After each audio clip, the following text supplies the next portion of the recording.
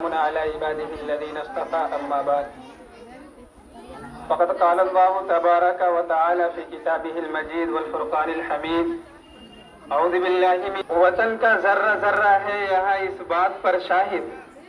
وطن کا ذرہ ذرہ ہے یہاں اس بات پر شاہد مدارس کے ثبوت اس ملک کے جاباز غازی ہے سیاسی کھیل ہے ورنہ یہ دشمن بھی سمجھتا ہے کہ اسلامی مدارس مرکز کردار سازی ہے۔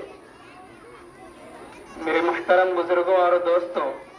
میرے غیور نوجوان ساتھیوں اور اسٹیج پر بیٹھے مہمانان اعظام اور اساتذہ کرام، میں بھی اسی گاؤں سے اسی مدرسے سے تعلق رکھنے والا ہوں اور اسی مدرسے کا شعبہ حفظ کا طالب علم ہوں۔ میرے اندر بھی یہ خواہش اور یہ جذبہ پیدا ہوا کہ مختصر وقت میں کچھ باتیں اپنے اساتذہ، اپنے گاؤں، اپنے بھائیوں اور اپنے بڑوں کے درمیان رکھی جائے۔ تو استاد محترم حافظ محمد عمر صاحب حفظہ اللہ تعالی، ان کی اجازت سے اور اساتذہ اور ملازمین کی اجازت سے الحمدللہ میری آمد ہوئی ہے،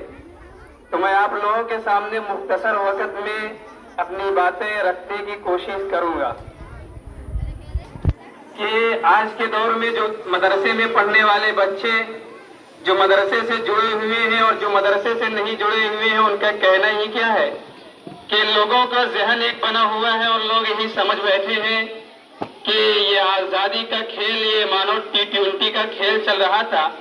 2 گیند پہ جیسے لگ رہا 10 رن کی ضرورت تھی، گازی نکلے ہیں اور 2 گیندوں پر لگاتار 2 چھکے لگا کر کے نعوذ باللہ اس ملک کو آزادی دلائی ہے۔ یہ ہمارے مدرسے میں پڑھنے والے بچوں کی ذہنیت ہے اور جو مدرسے سے تعلق نہیں رکھنے ہیں ان کی بھی یہی ذہنیت ہے۔ یہ دیکھا جائے کہ انگریز اس ہندوستان کے اندر قدم کب رکھتے ہیں، اگر 1857 سے لے کر کے 1947 تک حساب کیا جائے اور لگایا جائے تو 90 سال سے زیادہ کا عرصہ بن رہا ہے، جبکہ آزادی کی یہ جنگ 200 سال سے زیادہ لڑی گئی ہے۔ انگریز آئے ہوئے ہندوستان کے اندر ملکہ ایگزیٹ کے کہنے پر 100 تاجروں نے بڑی رقم لے کر کے بنگال میں ہندوستان میں اپنے قدم کو رکھا اور وہاں پہ تجارت کے نام سے تجارتی سلسلہ شروع کیا اور بظاہر یہ سر جھکا کر کے اپنی گردن کو جھکا کر کے یہ تجارت کے نام پہ تجارتی سلسلہ شروع کرتے رہے اور سن 1601 سے لے کر کے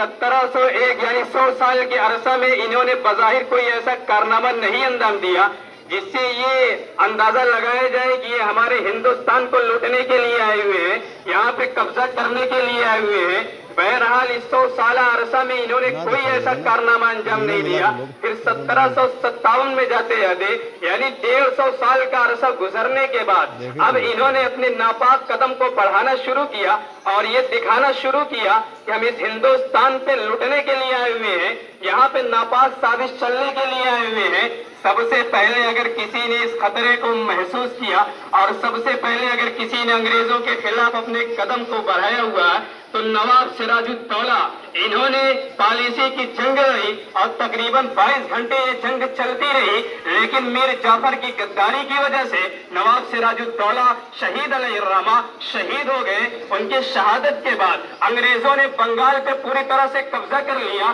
اپنوں کی غداری کی وجہ سے ہمیں اپنوں نے لوٹا، پیروں میں کہاں دم تھا۔ نواب سراج الدولہ نے بھرپور انگریزوں کے خلاف مقابلہ کیا، لیکن غداری کی وجہ سے انہیں شکست حاصل ہوئی۔ اس کے بعد جب انگریزوں کے ناپاک قدم بڑھنے شروع ہوئے، اب میدان میں اتر رہے نواب شجاع الدولہ، لیکن انہیں بھی شکست حاصل ہونی پڑی۔ اب جسے دنیا شیر میسور ٹیپو سلطان علیہ الرحمہ کے نام سے جانتی ہے، ان کی پیدائش ہوتی ہے 1731 میں یعنی 1731 کے اندر، اور ان کے وفات یہ پاتے ہیں یعنی شہادت حاصل ہوتی ہے 1799 کے اندر۔ 1799 میں ان کی وفات ہوتی ہے اور 1792 کے اندر یہ انگریزوں کے خلاف لڑائی کرتے ہیں اور مقابلہ آرائی شروع کرتے ہیں۔ وہ ٹیپو سلطان شہید علیہ الرحمہ نہیں جنہیں آپ کتابوں کے اندر دیکھ رہے ہیں, جنہیں آپ اخبارات کے اندر دیکھ رہے ہیں, جن کے آپ ایسے فوٹوز وغیرہ دیکھ رہے ہیں, جن کی داڑھی غائب ہے اور مونچھیں لمبی لمبی ہے. یہ تو حکومت کی شاطرانہ چال ہے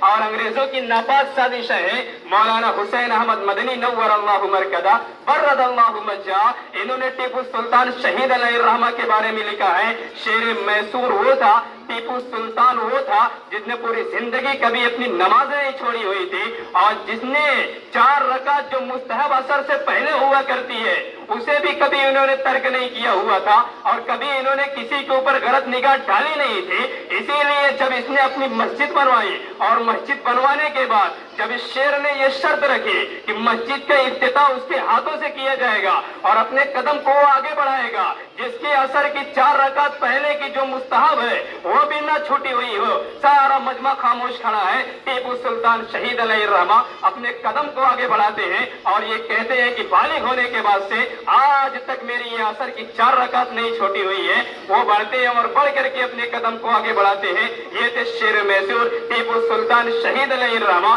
بہرحال انہوں نے 92 کے اندر انگریزوں کے جب ناپاک قدم کو بڑھتے ہوئے دیکھا, ان سے محاذ آرائی شروع کی. یہ کے بعد 4 جنگیں انہوں نے لڑی, یا تو صلح ہوتی تھی یا تو پھر فتح ہوتی تھی, اور آخری جنگ جو چوتھی جنگ شروع ہوئی میر صادق کی غداری کی وجہ سے, جو دریا کا پیچھے راستہ بنا ہوا ہے یہاں سے وہاں سرنگ نما وہاں پہ بنا ہوا تھا, وہاں پہ میر صادق نے غداری کر کے دروازہ کھولنے کی بات کی, اور آپ بیٹھے ہوئے ہیں دوپہر کا کھانا کھا رہے ہیں. وہاں پہ غداری کی وجہ سے جب انگریز اندر گھسنا شروع ہوتے ہیں, جب فوج اندر آنا شروع ہوتی ہے, ٹیپو سلطان شہید علیہ الرحمہ وہ بھی باہر نکلتے ہیں اور مقابلہ آرائی شروع کرتے ہیں. کئی گھنٹوں تک مسلسل یہ جنگ چل رہی ہے. انگریز یہ کہہ رہے ہیں آپ ہتھیار ڈال لیجئے, پورا علاقہ آپ کے نام کر دیں گے, آپ ہتھیار ڈال لیجئے, حکومت یہ کہ آپ کے نام کر دیں گے, آپ ہتھیار ڈال دیجئے, تمام چیزیں آپ کے حوالے کر دی جائے گی. اس وقت